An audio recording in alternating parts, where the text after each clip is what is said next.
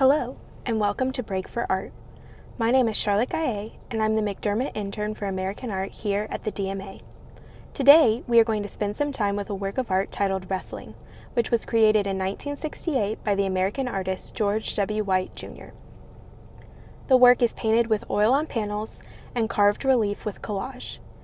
As we begin, please take a moment to get comfortable and make this video full screen, so you can have an immersive experience with this work of art. We will start by closely looking at this painting. During this time, try to store your thoughts that emerge while observing the different visual elements of the work. Scan the entire canvas.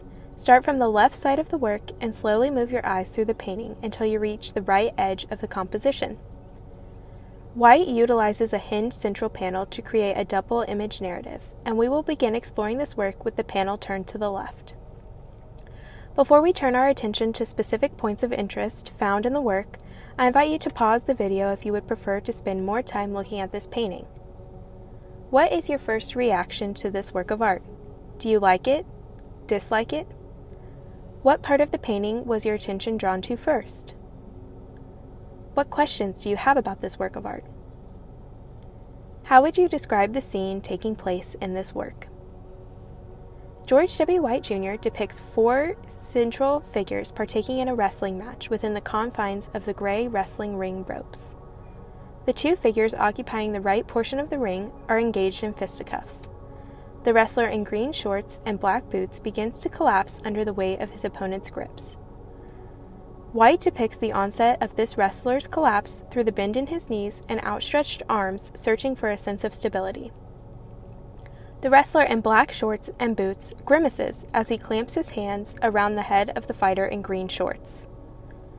The man in the center of the ring, with his back turned towards the brawl, can be identified as the referee due to his clothing.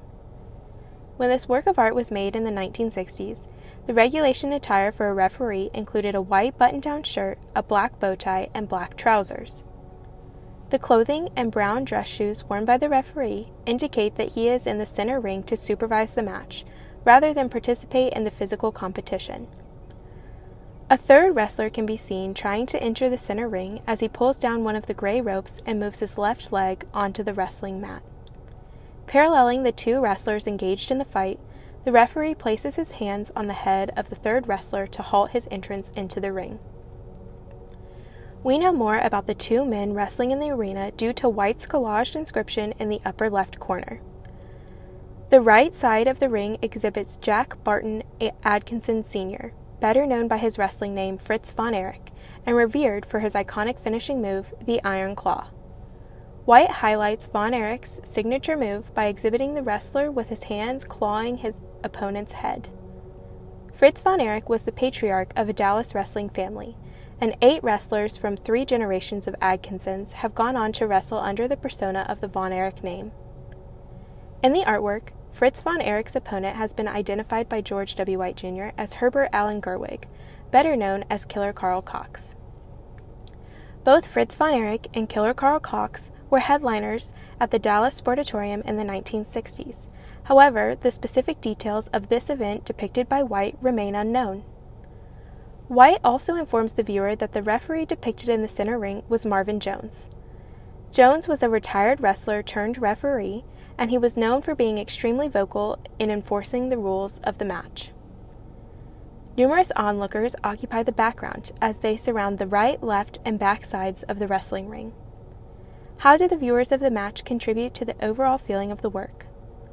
What do you think the arena sounds like? The viewers are not organized within the stands. Some engage in their own conversations, some exhibit open mouths as they cheer on the match, and others point at the events unfolding in the center ring. Along the right side of the stage, a man in a brown suit stands next to a wrestler in a gray mask, and they hold onto the ropes as they closely watch the match unfold. White identifies these men as Gary Hart and the Masked Spoiler number 2. Gary Hart was a professional wrestler, but found success early in his career as a wrestling manager and promoter, specifically representing the Masked American Tag Team Champions Spoiler number 1 and Spoiler number 2. On April 30th, 1968, spoiler number 2 was unmasked on Dallas TV and revealed to be Eldon Lee Whitler, better known by his stage name Smasher Sloan, and he shortly left the Dallas wrestling circuit after his true identity was exposed. White continues the narrative of the wrestling match, and when the panel is turned to the right, the outcome of the fight is revealed to the viewers. Take a few minutes to closely look at the visual elements of this new composition. How does the scene differ from the first composition? How does the second scene make you feel? How does White depict the shift in mood of the arena? What elements of the narrative remain consistent? What elements does White change between the two works?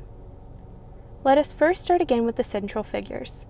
The wrestler in black shorts and boots, we now know as Fritz von Erich, stands triumphantly on the left side of the composition. His arm is raised by the referee, Marvin Jones, and a pose that suggests Von Erich is being declared the victor of this match. His opponent in green shorts, Killer Karl Cox, lays on the ground in defeat between Fritz von Erich and the referee. White refers back to the previous scene and Fritz von Erich's finishing move by painting red claw marks on the face of Killer Karl Cox.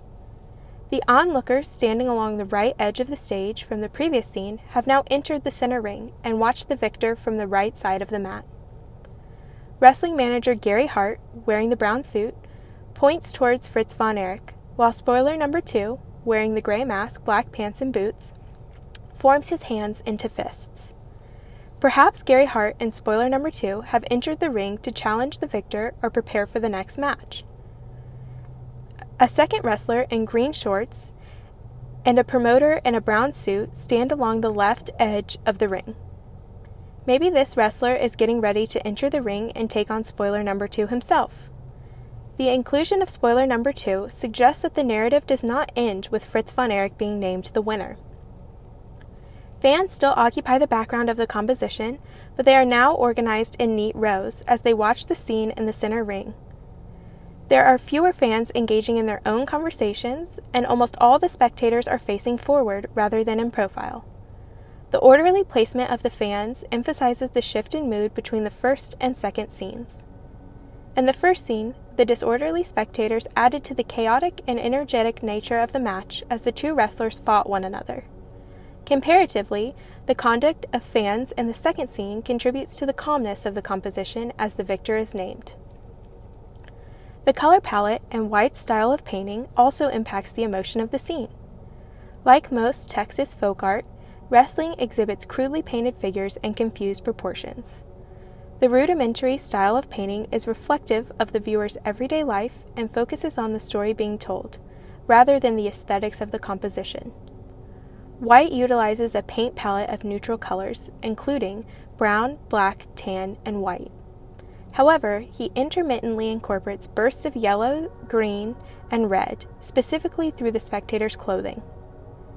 The feeling of the work and energy of the scenes are translated to the viewer through the actions of the figures, rather than through the color palette.